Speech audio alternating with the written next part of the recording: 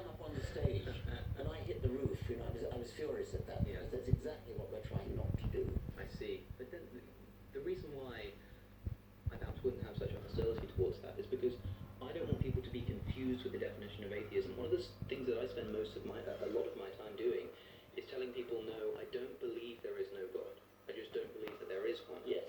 And if we are defining atheism as simply a lack of belief in God, then consistently I think we are committed to saying that the child at the moment of being born is an atheist. Because if we don't, then people are going to question, is that really what your That's an definition excellent means? point, but you're speaking as a sophisticated, educated philosopher, and most people won't get that. They'll think, oh, there you are trying to drive atheism into children. You're trying to take our children and make them into atheists, or say that they are atheists.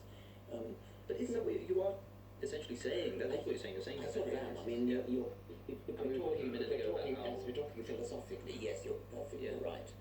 But I'm so keen on the idea of not labelling children Yeah. that I would prefer on this occasion to restrain myself from talking about a child as being atheist. See, so this is precisely an example of what we were talking about earlier about Exactly. believing something, Yeah, but perhaps exactly. tailoring the words. I mean, one quite helpful thing, I think, is to change the way you pronounce the word.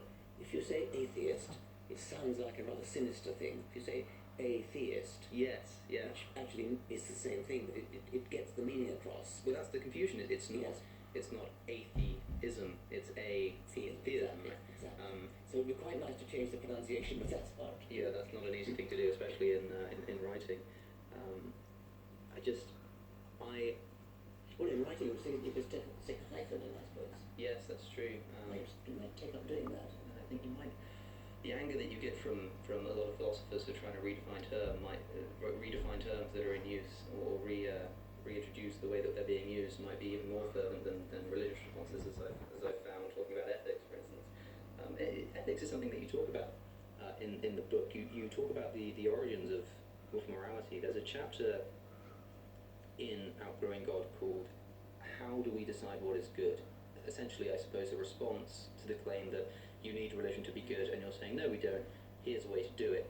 And in the chapter, you offer a compelling history of moral progress, but what in a nutshell is your answer to the question of how we define what's good? Not about like how we have changed, but what is the justification for the changes that we've made? I think that's actually genuinely a difficult question. Sam Harris goes rather far in his book, I think it's called The Moral Landscape, where he says, no, we actually can define what's right and wrong, what's good and bad. Suffering is bad. Yes. For him. And I think that certainly at a common sense level, I would like to go along with that. I mean, it's possible for some philosopher to come along and say, oh no, I think suffering is good. I mean, you can't totally argue against that. I just think it's a horrible thing to say, and I think most people would agree that it's a horrible thing to say. But then I must say that slightly rings of when people say, like, yes, you could come along and say there's no God, but I think that's a fairly horrible thing to say. Yes. Well, I suppose it's an aesthetic thing. I don't think it's a horrible thing to say. No, I mean, I don't actually have a comeback to some sadist who comes along and says, I think suffering is wonderful. I see. So what if it were the case that somebody is using some kind of sadistic bent that they have in order to justify some religious morality? How are you going to communicate to that person that what they're doing is wrong? I think that such a person would be quite rare. I'm not sure. I think I'd rather devote my attention to decent people. Because you speak of, when you open the chapter about morality, you talk about, so for instance, you're talking about the evolution of other characteristics we have. So you say, for instance, it's obvious why we have a desire for the opposite sex. It's obvious why that's evolved. And yet there are homosexuals, which you can see as kind of an evolutionary anomaly, but they're not wrong for the sake that they're an anomaly.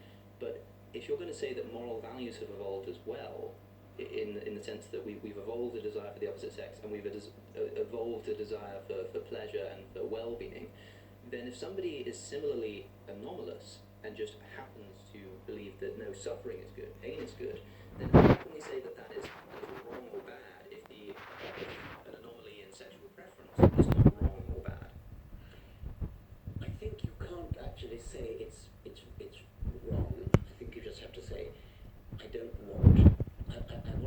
society where that sort of person doesn't have any choice. And that's just, and the reason that you want that is because of your evolutionary heritage. Well, I'm not sure about that.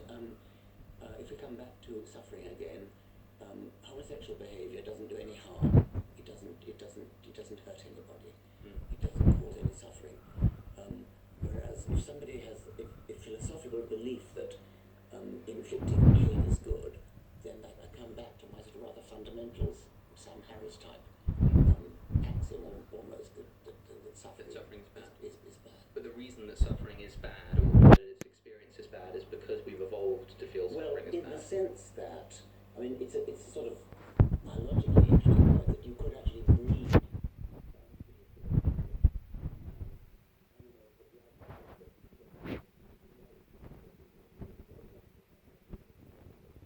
When you think of what pain is about, it's a mechanism in the brain to.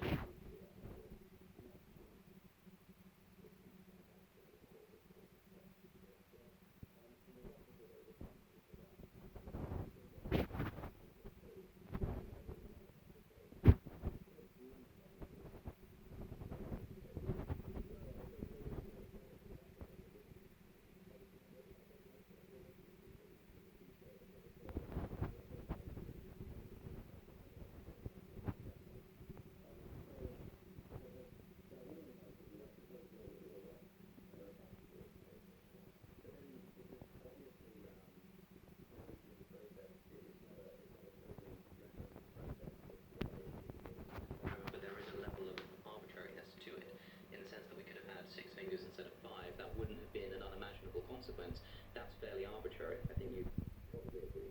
Yes, with reservations, I think it's a little bit easy to say something like that. I think you're right in that case, but it's possible that there is a little work before. I'd like it to be a historical contingent. So I'm interested in asking about if morality is something that's evolved within us and was susceptible to similar arbitrariness. Is the fact